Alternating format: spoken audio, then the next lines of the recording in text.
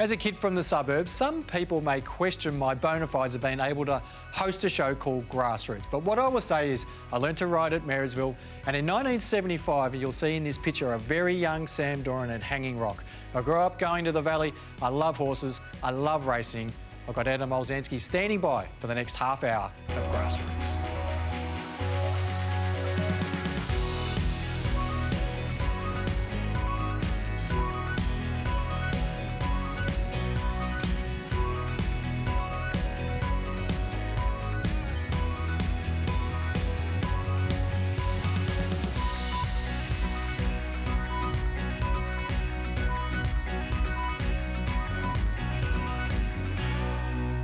Well, I've just laid out my case to host the show Grassroots. Adam Olzanski is the prince of the picnics. Do I get a pass? I think you do, Sam. Hello to you. And I didn't know it was going to be show and tell, otherwise I would have brought in one of my family heirlooms. But I've got an early memory of being at the Druin picnics. It would have been in the late 80s. So, yes, so we both go way back, don't we? And some of us further than others. Yeah, 1975 was a bit before my time, but great little snapshot there. It was a fantastic family photo, and we had many memories there as well, and we look forward to sharing some of those with you today on today's show. Let's get straight to it. Mariah Kaminsky is working very, very hard at her own farm.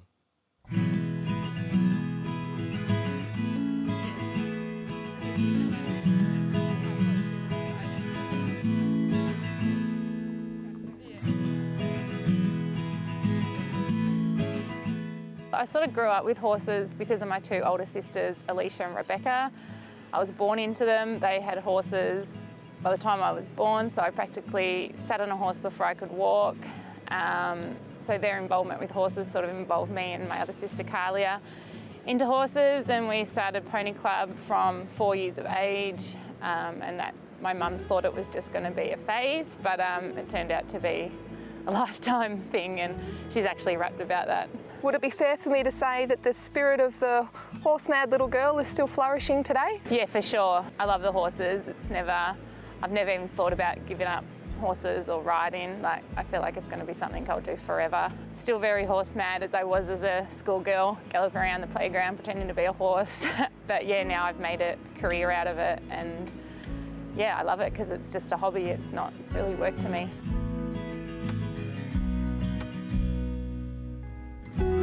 So I started in racing as a 15-year-old. I was doing work experience in Year 10, and my sister Alicia worked for Mike Moroney at the time.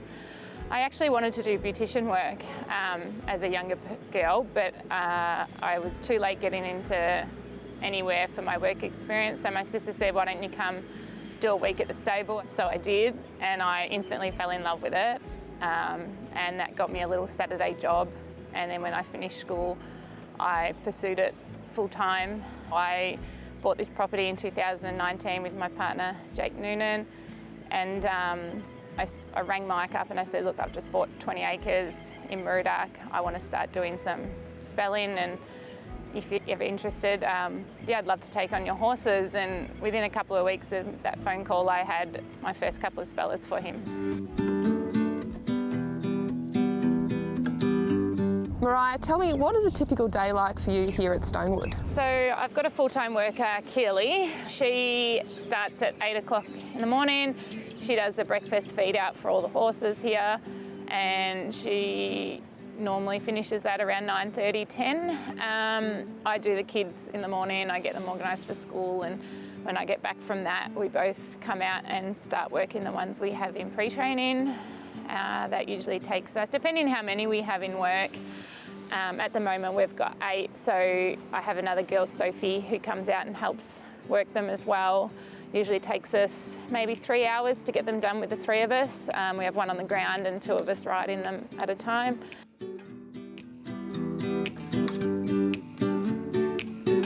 I think it's really good for them mentally because it's something different to what they're used to doing. They follow a rail around all the time at the track, so starting their prep off, doing this sort of work, I think is mentally good for them. They enjoy it. Like most of my horses will stand at the gate waiting to come in each day I bring them in. They love the work. Like you get some that are more natural than others, obviously, and you get, some a bit naughtier. They don't really want to participate, but at the end of the day, majority I get all progressed so well, and it just shows how smart they are. You know, they can come here and do the work they do here, and then they can go back to the track and race and win races. Emissary driving through with Shiraz. Emissary just in front of Shiraz. Emissary won it. He was probably my my big return back to sort of racing. After I had kids, I wasn't at the stable as often. I was out here still, but they sent me a horse called Emissary, and yeah, I instantly, well, probably not instantly, I actually at the start didn't really like him. He was a bit naughty, but that soon changed because I saw that he was actually quite funny, cheeky, and that's like the personalities I like in horses. And yeah, I just fell in love with him, like obsessive in love with him. So that sort of turned into me, asking the stable if I could strap him when he raced, and they were great. They were really good about it, and they said I could. So I went in and I strapped him, and he won first up. This was 2022. Yeah, he won first up. And then that progressed into runner-up in the Melbourne Cup, that same prep, Geelong Cup winner. So yeah, he was been like a really handy horse for me to strap, but it all just happened because I fell in love with him out here. Didn't have anything to do with his ability. I didn't even know, I didn't know how fast he was going to be. So yeah, love him.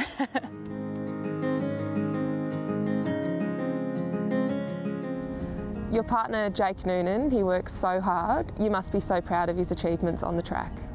He works probably harder than anyone I know. He's up early, going to track work. He comes back, he helps me organise the kids. He then goes in the spa or in the shower or bath to sweat, and then he goes off to the races, comes home, helps with the kids again, puts them in the bath, helps with the washing, everything. The Jake and Mariah love story. Take us back to Deluxe Nightclub around 10 or 11 years ago. How did this begin? Well, she's a good type, so it wasn't hard to take much notice of her. And it was actually through a mutual friend, Courtney Arnold. I said, "Oh, can you set us up?" And one thing led to another, and Mariah had to fight over her sister who was going to take me, supposedly. Carlia didn't get in early enough, she missed the boat. And one thing led to another, and I chased her up for a first date after that and happily accepted. Was it love at first sight for you, Jake? Oh, pretty much. Like, she's a bit out of my league, right? So, we just clicked. We got along, we had really good banter. Like, we just hung out, it was good fun. She had a good group of friends that we all hung out with, and yeah, just grew from there. You must be so proud of where you two came from, being two young kids falling in love. Now you've got this beautiful property and two lovely young boys. You must be so proud of each other and what you've accomplished. Yeah, definitely. We've come a long way, and we work as a team. I think that helps, but we also give each other our own space, and we're not stuck around each other all day, every day, and I think that helps in relationships. So we get on good. He's horsey, so if I need help, he's there to help. Manage is a great word, Amy. It's that's what it comes down to. It's trying to manage, prioritise what you've got to do, but also what's important. And it's not easy, especially in this industry, as you know, we're 6-7 days a week. It's competitive, so to be competitive and stay at some sort of level, you've got to be working hard fairly consistently, and even on your days off, but at the same time you've got to find enough time for your family and your own time just to help take the ease off mentally and physically. So there's plenty of work around here, which it's work and it makes long days on your days off, but there's a great serenity, there's a great feel to the place. Fortunately enough, the kids have a great backyard to kick the footy, play soccer in and run around. So it's a good escape, and at the same time it keeps you grounded, it keeps you fit. You're working all day fixing fences, riding pre-trainers, rugging horses, feeding up and then chasing after two rascals.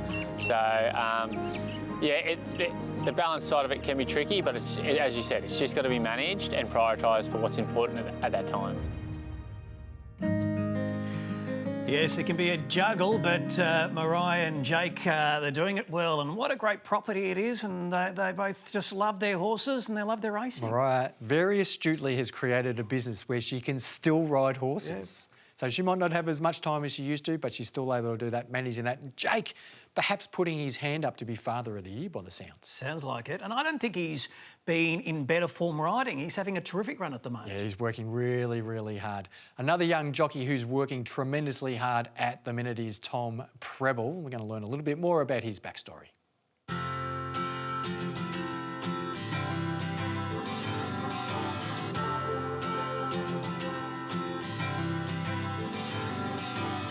I was probably pushed away from it from my parents, so it took me a long time. I finished my schooling and did a real estate course as well, but during COVID, when there was not much going on, I thought my weight was good and I didn't think I was going to grow anymore, so I thought, why not give it a go? And from there on, I just haven't looked back.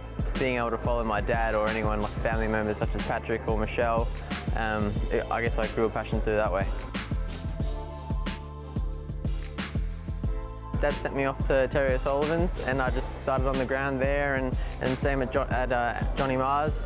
And then I moved to Pateman's and he taught me a lot, just how to ride, the basics and all that. And then I kicked on to Moody, Shane Stocktail and really learned from them. So I'm very grateful and fortunately just being able to learn from a few of the best. I'm very fortunate as well from Patrick. He's supportive and just to allow me to go ride outside work as well as to put me on in town as well. I'd love to ride more winners in town, I guess, yeah. Adachi at the 100, Pariah Pearl is wearing away. Pariah Pearl will get up and just win. Pariah Pearl, who had that lovely run behind the speed for Tommy Preble, and he's got up underneath the gun jockey, Damien Lane. That was awesome, especially to do it for Trent, someone who I've been trying to get down and ride some track work for, and he's been fortunate enough to put me on a couple of runners in town.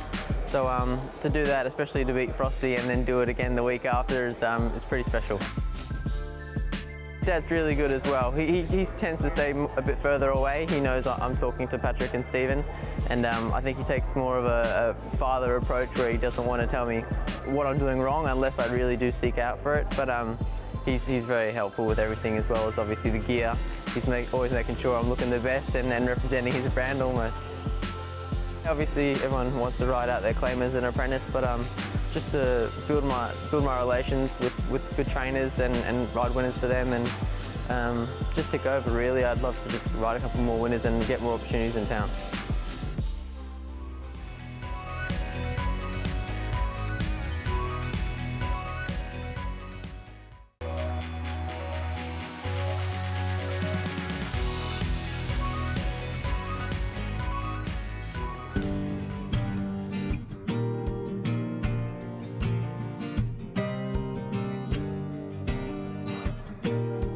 Day dot, I've always wanted to be a jockey.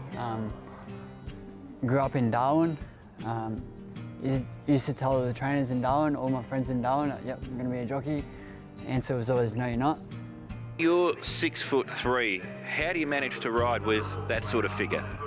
I would like to say I'm a hard worker and I just work really hard to get it off, but we all know that's a lie. No, just with hard work and no, I don't particularly watch what I eat, but I portion control. I think, yeah, I have one party pie or two party pies and a piccolo, a little latte. Because, you know, my dad's quite a skinny man, so I guess I just take after him. 5 years ago, Stevie, you've already experienced the highs and lows in racing, given you had an awful fall back then. What do you remember about that time? What happened? To be honest, I remember very little. I don't remember anything, actually. My memory is very patchy a few years before and a few years after it, so, but it's getting better every day. And those injuries, what were they from that time? So I had bleeding on the brain trauma, 2 collapsed lungs, broken ribs, broken bones in my neck. Yeah, I think that just about sums it up. The physical side of things, it was just a matter of time, but with the mental things, it was probably the biggest issue. Yeah. What were some of the mental challenges? Just, I don't know. It's like your brain has to sort of rewire itself. So I was, you know, experiencing lots of highs and lows, and obviously my memory. I'd wake up and every day was like a new day. Couldn't remember what I had for dinner. Couldn't remember anything from yesterday. So Wagga Wagga looms to My Brother's Keeper, takes the lead. Oh, My Brother's Keeper kicked back and beat him in nose. It was a pretty big thing. I actually thought, I wasn't sure if I got nipped or not on the line. I was looking over at Zara and I was too scared to ask him if he got it or not. So I just, it was a waiting game. I got to the scales and I saw Dad was in the winner's circle. I was pretty happy. How special was that for you to share that with him? It was huge. You know, my family's my #1 supporter, so it was good to get the winner for them. Keep chipping away, I guess. I'm just trying to get rides, outside rides, trying to make a name for myself, so hopefully it all goes well.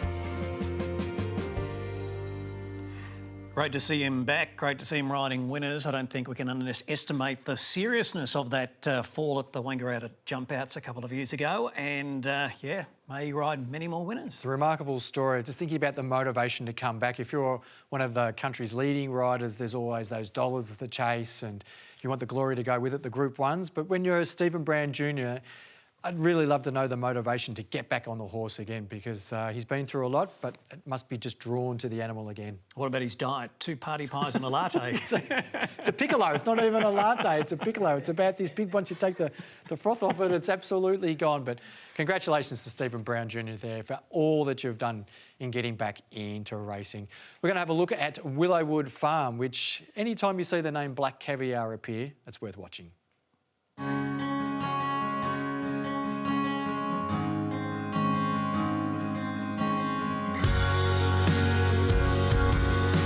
I think when you drive in the driveway, it gives you a good feel. It's well treed, it's just, you know, very relaxing. The paddocks are well fenced, it's good pastures, and of course the Water Walker being the first of its kind.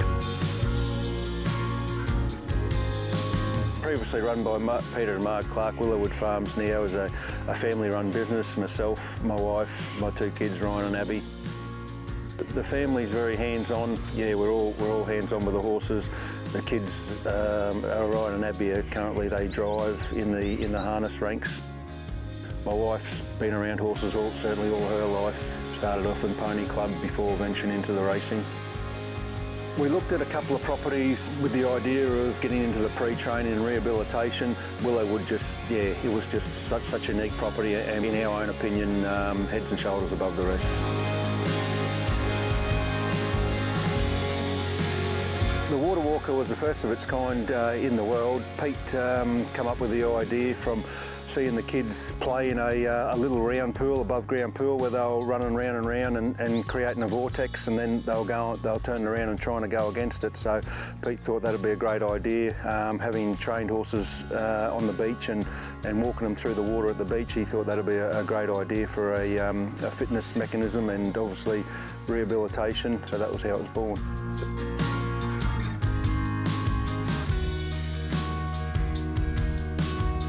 In the Water Walker is horses can maintain and also gain fitness by not weight bearing, so to speak, so they take all the weight off their joints and knees and tendons. The most famous, obviously, everyone knows Black Caviar. She, from all reports, spent a lot of her career here in between racing and spelling and doing all of her pre-work on the Water Walker before going back to Peter Moody. It has been an absolute pleasure to have worked with a horse of that calibre. It's not something that many of us have the good fortune to come across. Willowwood Equus Centre played a mammoth role in Black Caviar's career in pre-training and during runs as well. The Water Walker itself was great. They developed a system there between Water Walker, treadmill and paddock, and it really rejuvenated her and helped her overcome a lot of various soft tissue injuries that she used to sustain throughout her career.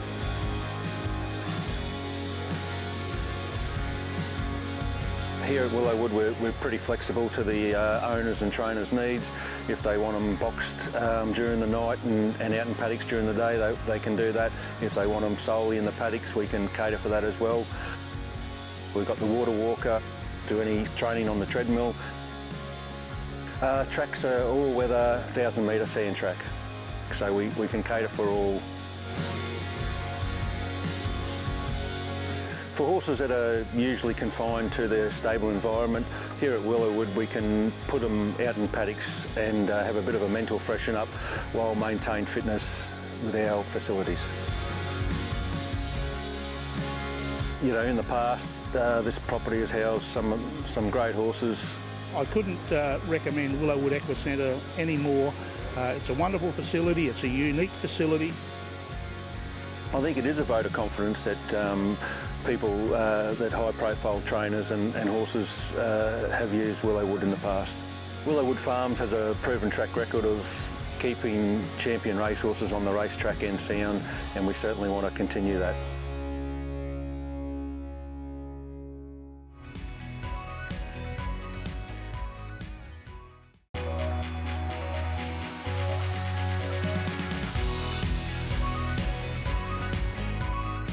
We often talk about sliding door moments in racing, and I bet Henry Dwyer is very pleased as Fura ended up in his barn.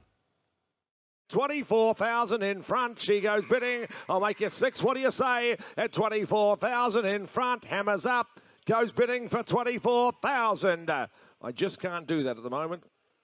There's more required on her, so we'll put her by meantime. Everybody inspected her, all the agents, all the trainers that were there. You know, she was by Flying Artie, and the Magic Million Adelaide sale is seen as a second tier sale, and you know, there was just no demand for her. I can't, you know, it's amazing how it's transpired. We've got two fillies at the farm that we want to race. One was by unencumbered, and one was the Flying Artie. And he went there and he chose the unencumbered. And Akamal Fakri, you know, rated the Flying Artie higher, and he wanted Henry Dwyer to take the Flying Artie. He asked him to, and he twisted his arm a bit, but he agreed, and he took her, and the rest is history. He just sent me a message saying, Flying Artie goes good. That was it. Set for a start, and away they go. Little Miss Rich is out fast from G'day Gorgeous in second spot. Asphora going forward with... When she went to Colac, you know, we've raced a lot of horses, we've had a lot of disappointment. I wouldn't say there was, you know, excitement and buzz around. He sent an update in the morning and said, you know, I think, you know, Asphora is a good thing, she should win. And she saluted, and she saluted in fashion, and we thought, God, we've got a filly on our hands. Inside the 200, Asphora drew away from Little Miss Rich. Then I see Cummering's just labouring at the moment, but Asphora going strongly with the opener, and Asphora comes down for a good win. It's a great story, you know, Lebanese migrants coming to Australia. You know, his mum, the first female taxi driver, one of the first female taxi drivers in Australia, working day and night on the taxi. And basically building a dynasty. The boys were lucky enough that they had the work ethic, and they were able to build Nora Lane Farm, and you know, that support and those financial resources that were poured into the farm, you know, have been justified now with this, you know, horse putting us up on the map. I wouldn't have gone to England if it was my horse, but you know, credit to Henry. You know, he had faith all along. He thought she, you know, that she was up to the task, that she's one of the best 5 furlong horses in the world. And it is Big Evs over on the far side who still blazes the trail, believing is one of those who is picking up towards the near side. Asphora still has every chance. Regional is digging in. Asphora now has come alongside Big Evs. These two toe to toe with another 100 yards to go. Asphora wins for Australia. My father-in-law is not one to, you know, pop a bottle of champagne and have a big party. You know, him and his wife celebrated at the track and afterwards at their accommodation. It's just beyond our wildest dreams and imagination. And we just mentioned the owners as well, Nora Lane Farm, the brothers Akram, Daniel and Moses, who own that farm in Australia. That is a plan brilliantly executed. You know, when you put it into perspective, you know, we breed, you know, between 20 and 40 yearlings on the farm each year, and to get, you know, to get a horse from our farm to win a Group 1. We've had one before, Midsummer Music. But to get one to win at Ascot and for us to be in the ownership is just amazing. And, you know, luck's a fortune in this game. You know, you can plan breeds and you know, do your diligence. At the end of the day, you might not get an Asfoora, and those big operations are a testament to that. We're humbled that Asfoora is, you know, one of only 3 Australian mares to go over there. You know, Miss Andretti, Black Caviar, you know, that gives you goosebumps. You know, to be in that type of category is just unbelievable. Yes, she's in esteemed company, isn't she? And there might still be more to come, but that win has definitely put Nora Lane Farm on the map in Euroa, of course, Central Victoria, and there Asfoora winning in front of the King. And when you're in company like Black Caviar and Miss Andretti, that is really the upper echelon of Australian racing, and you should try and catch up with Ascending the Throne, which was a story Ben Spall and Lee Turner from racing.com put together about the journey to England and Asfoora's win in the Group 1. That's all we've got time for here on Grassroots today. Great to have Adamo with us again. Thanks to all our producers and editors and the people at home who send us the stories. We'll see you again very soon.